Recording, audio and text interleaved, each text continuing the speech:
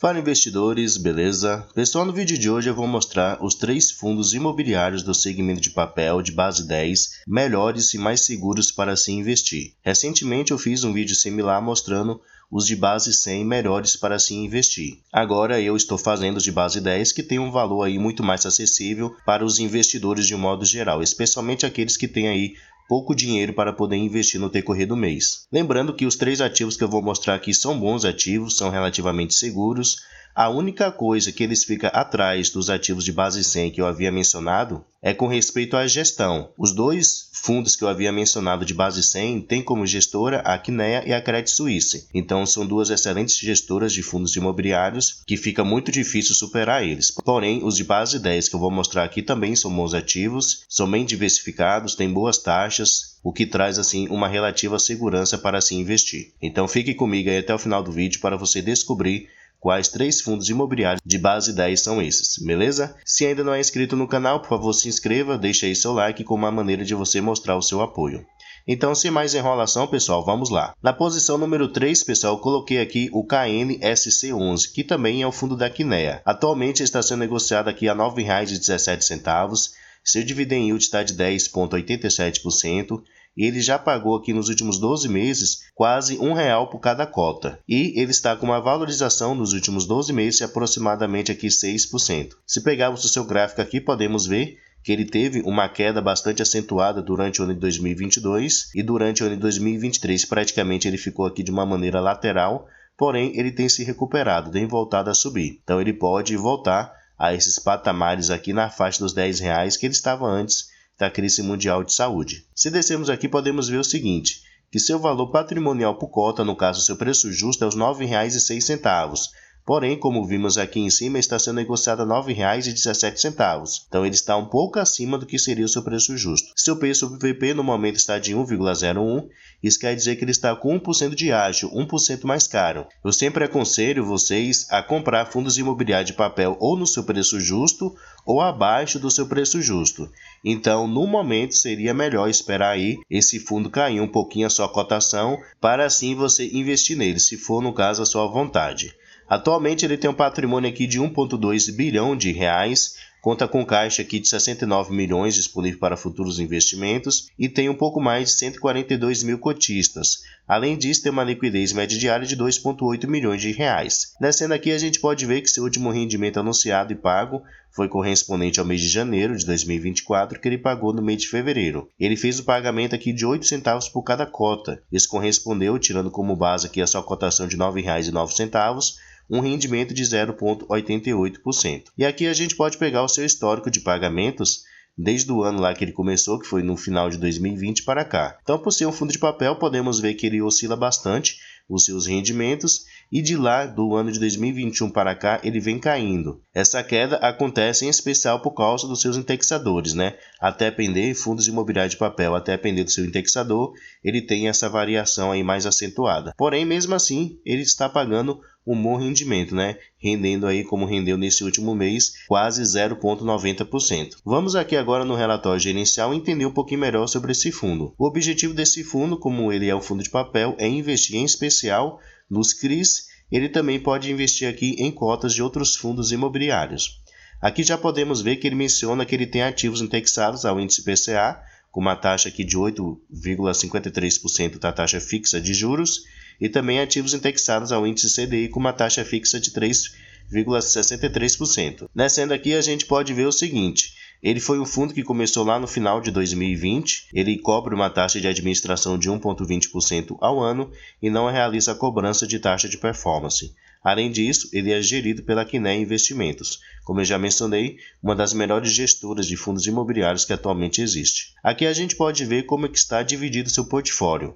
Então ele tem CRIs aqui indexados ao índice CDI, que atualmente corresponde a 43% dos seus CRIs, e o restante, 60,1%, está indexados ao índice IPCA. Ele tem aqui também investimentos em cotas de outros fundos imobiliários e 5% está em caixa.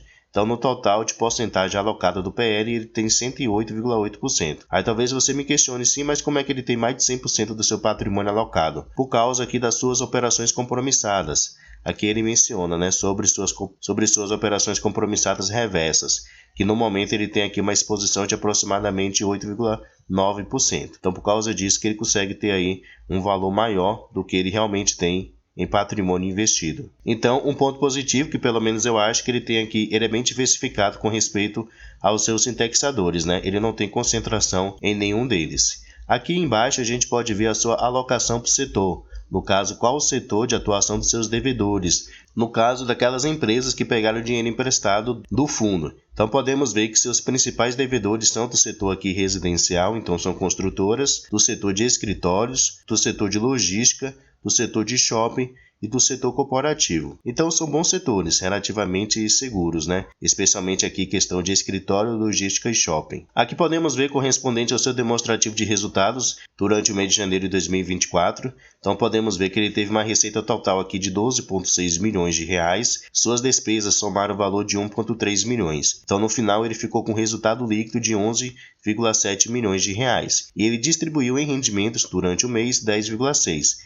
Então ele gerou uma receita bem maior do que o valor que ele realmente distribuiu. E nos meses anteriores ele também conseguiu fazer isso. Em especial aqui do mês de outubro de 2023 para cá, ele tem conseguido gerar uma receita bem maior do que o valor que ele realmente tem distribuído. Então ele tem aí conseguido fazer uma reserva acumulada durante esse tempo. Ele menciona aqui que ele tem uma reserva acumulada ainda não distribuída de 8 centavos por cada cota. E como o índice IPCA nesse mês de janeiro e a expectativa do mês de fevereiro é que venha um pouco mais elevada, então possa ser que nos próximos meses o KNSC 11 ele consiga aí pagar um rendimento maior aos seus cotistas, talvez 9 centavos, 9 centavos e meio ou quem sabe até 10 centavos.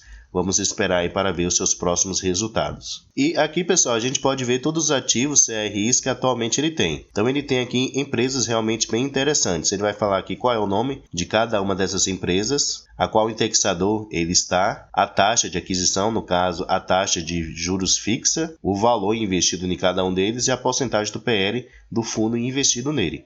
Então podemos ver um ponto positivo que ele não tem concentrações, né? É sempre inferior aqui a 5%. E embaixo aqui ele faz a separação, né, dos que estão indexados ao índice PCA e os que estão indexados ao índice CDI. Aqui embaixo ele vai mostrar todos os que estão indexados ao índice CDI. E os que estão indexados ao índice CDI, ele só tem dois aqui que ele tem uma concentração maior, que é esses dois aqui, ó. Um ele tem 8,4%.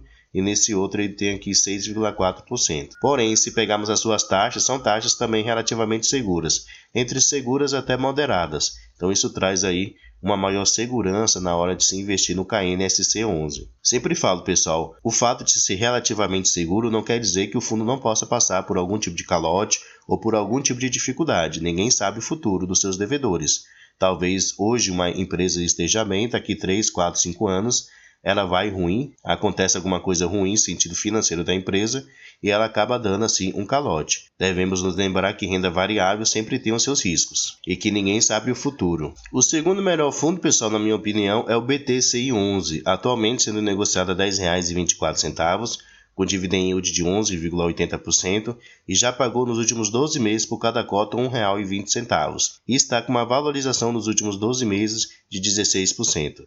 Se pegarmos o seu gráfico aqui, podemos ver que nesse último ano ele se valorizou bastante, né? Saindo aqui do patamar dos R$ 8,78 e chegando agora ao patamar de R$ 10,24, levando em consideração o seu desdobramento, né, que ele realizou no ano passado. Se descermos aqui, podemos ver o seguinte, que seu valor patrimonial por cota é os R$ 10,29 e o seu preço atual é R$ 10,24. Então ele está muito próximo do que seria o seu preço justo. Por isso, o seu P sobre VP está de 1. Atualmente ele tem um patrimônio aqui um pouco superior a R$ 1 bilhão, conta com caixa aqui de 140 milhões para futuros investimentos e tem um pouco mais de 163 mil cotistas. Além disso, tem uma liquidez média diária de 2,3 milhões de reais. Descendo aqui, podemos ver que seu último rendimento pago foi de 9 centavos,2. Isso correspondeu a um rendimento no mês de 0,89%. E aqui embaixo a gente pode ver o seu histórico, né, de pagamentos. Como eu já mencionei, por ser um fundo de papel, oscila bastante seus rendimentos, porém podemos ver que de meados de 2022 para cá,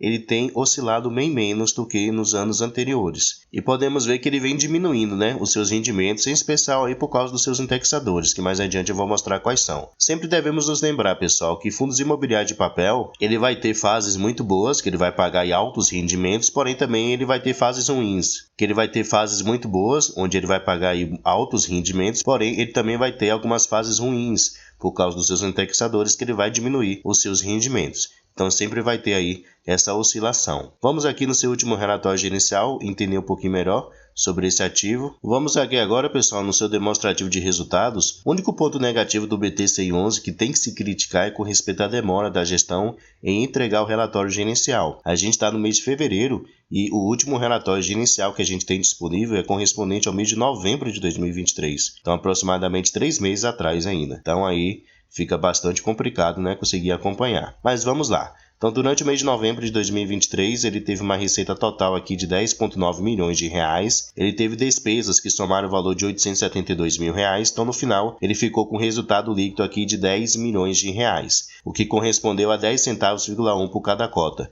E ele distribuiu 9 centavos,7. Então ele gerou uma receita um pouco maior do que o valor que ele realmente distribuiu. Aqui a gente pode ver os indexadores dos seus CRIs. Então ele tem 67% dos seus CRIs indexados ao índice IPCA, mas uma taxa aí de 7,2%, que é taxas muito mais seguras do que o fundo anterior que eu mencionei. E ele tem 29% dos seus CRIs indexados ao índice CDI, com uma taxa de 3,2%, que também é uma taxa muito mais segura do que o outro fundo que eu mencionei. Ele também tem uma pequena porcentagem indexada ao índice IGPM, mais 8,4%. Com respeito ao setor de atuação dos seus devedores, se destaca aqui em especial o setor de logística, com 44%, o setor de shopping, com 19%, além do setor residencial, com 20%, e de varejo com 7%. Então, seus principais setores são do setor de logística, shopping e residencial, que são setores aí muito bons. E aqui embaixo a gente pode ver todos os CRIs que atualmente ele tem. Então, ele vai falar aqui quem é o devedor desse CRI, a qual índice essa dívida está indexada,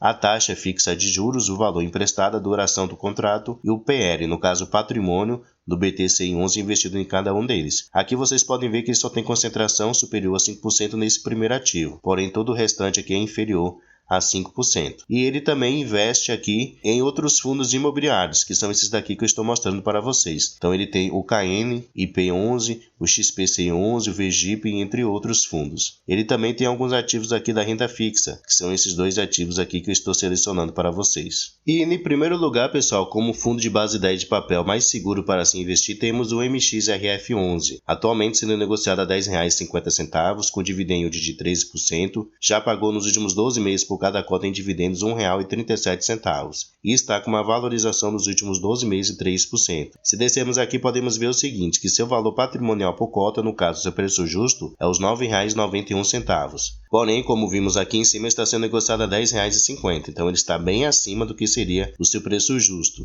Então ele está com um ágio aqui de 6% se considerarmos o seu P sobre VP. Então ele está custando 6% mais caro. E isso não seria o momento ideal para se investir no MXRF11, apesar de ser um excelente fundo imobiliário. Ele tem um patrimônio aqui de 3,3 bilhões de reais, conta com caixa aqui de 494 milhões para futuros investimentos ou para poder pagar dívidas, e tem mais de 1 milhão de investidores, 1.069.000. Então é o primeiro fundo aí que ultrapassou o patamar de 1 milhão de investidores. Se descermos aqui, podemos ver também que ele tem uma liquidez média diária de 12 milhões, então é um dos fundos que tem a maior liquidez média diária, e seu último rendimento pago foi de 10 centavos por cada cota, que correspondeu a um rendimento aqui de 0,93%. E se pegarmos o seu gráfico aqui de pagamentos em dividendos dos últimos 5 anos, podemos ver que, diferente dos outros ativos, ele conseguiu subir os seus rendimentos, apesar de ser um fundo de papel. Porém, aqui em meados do ano passado, 2023, ele começou a diminuir os seus rendimentos, né? Ele vinha pagando aqui 12 centavos por cada cota, aí diminuiu para 11 centavos e agora está aqui no patamar de 10 centavos. Então, até depender desse ano de 2024, ele vai diminuir um pouco mais os seus rendimentos. Historicamente, o patamar em dividendos do MXRF11 sempre ficou ali na faixa dos 8 até 9 centavos por cada cota. Em épocas específicas de IPCA muito elevado ou de taxa de juros muito elevada, que ele conseguiu aumentar o seu patamar em dividendos. Porém, historicamente, o patamar sempre ficou aqui naquela faixa que eu mencionei. Aqui vamos no relatório gerencial correspondente ao mês de dezembro de 2023, é o último que a gente tem disponível. Então, o MXRF11, seu principal investimento está no CRIs, porém também pode investir de outras maneiras, né? Em cotas de outros fundos imobiliários, em LCI, LH, T-Ventures, assim por diante. Ele é um dos fundos mais antigos que existe na Bolsa, começou lá no ano de 2012, então já passou aí por muitas fases boas e ruins. Sua gestão é feita pela XP Vista e ele cobra aqui uma taxa de administração de 0,90% ao ano. E aqui não menciona nada sobre taxa de performance. Aqui a gente pode ver o seu demonstrativo de resultados correspondente ao mês de dezembro de 2023. Então ele teve uma receita total aqui de 35,3 milhões de reais em receita bruta. Então, um valor realmente bem considerável. As suas despesas somaram aqui 6,1 milhões de reais. Então, no final, ele ficou com resultado líquido de 29,2 milhões de reais. E ele distribuiu em rendimentos 28,9. Então, ele gerou uma receita um pouco maior do que o valor que ele realmente distribuiu em rendimentos para os seus cotistas. Aqui nessa tabela, a gente pode ter uma noção da taxa de juros dos seus CRIs, indexados a cada um dos seus índices. Então, ele tem ativos indexados ao índice CDI. Então, os ativos que estão indexados ao índice CDI têm uma taxa aqui de 2,69%, que é uma taxa muito segura. Os que estão indexados ao índice IPCA têm uma taxa aqui de 8,11%, que também são taxas consideradas muito boas. Descendo mais um pouquinho aqui, a gente pode ver como é que está distribuído os seus investimentos. Então, seu principal investimento está nos CRIs, que corresponde a 73% do seu patrimônio. Ele também investe aqui em outros fundos imobiliários, que corresponde a 13%, em permutas financeiras, que corresponde a 9%, e o restante está disponível em caixa para futuros investimentos. Aqui ao lado a gente pode ver o setor de atuação dos seus devedores. Em especial se destaca aqui o setor corporativo com 45%, o setor residencial com 26% e o setor comercial com 24%. Se descermos mais um pouquinho aqui, temos mais alguns indicadores. Aqui a gente pode ver alguns fundos imobiliários que atualmente ele investe. Então, o total que ele tem investido em fundos imobiliários é 381 milhões de reais. E aqui a gente pode ver quais são os principais fundos que atualmente ele tem aí na sua carteira de portfólio. Aqui embaixo a gente pode ver os seus indexadores. Então, o seu principal indexador atualmente é o índice IPCA, corresponde a 65% dos seus CRIs, e o índice CDI com 35%. E aqui por último a gente pode ver todos os ativos do MXRF11, né? Correspondente aí a seus CRIs e também correspondente às suas permutas financeiras. Um ponto muito interessante do MXRF11 é com respeito à sua diversificação. Aqui ele vai mostrar quem é o devedor de cada um desses CRIs, o valor investido, a duração do contrato, e um ponto interessante aqui a se destacar é com respeito ao PL do patrimônio do MXRF11 investido em cada um deles. O que ele tem maior exposição é nesse primeiro aqui, com 3,65%. Então, nota-se que nem chega a 5% do PL do MXRF11. Então, é bem diversificado o MXRF11 e isso minimiza bastante, pessoal, os riscos. Porque mesmo que o MXRF11 venha a sofrer algum tipo de calote de algum desses devedores, o impacto vai ser muito pequeno, já que ele tem uma exposição muito pequena a cada um desses devedores. Então isso minimiza realmente bastante os riscos. Então, pessoal, eu mostrei para vocês os 3 principais fundos imobiliários de base 10 do segmento de papel para se investir. Em primeiro lugar, o MXRF11, em segundo lugar, o BTCI11 e em terceiro lugar, o KNSC11. Deixe aí na opinião de vocês o que é que vocês acham desses 3 fundos imobiliários. Realmente são bons? São os melhores de base 10 para se investir? Deixe aí nos comentários. Pessoal, muito obrigado pela sua atenção e até o próximo vídeo.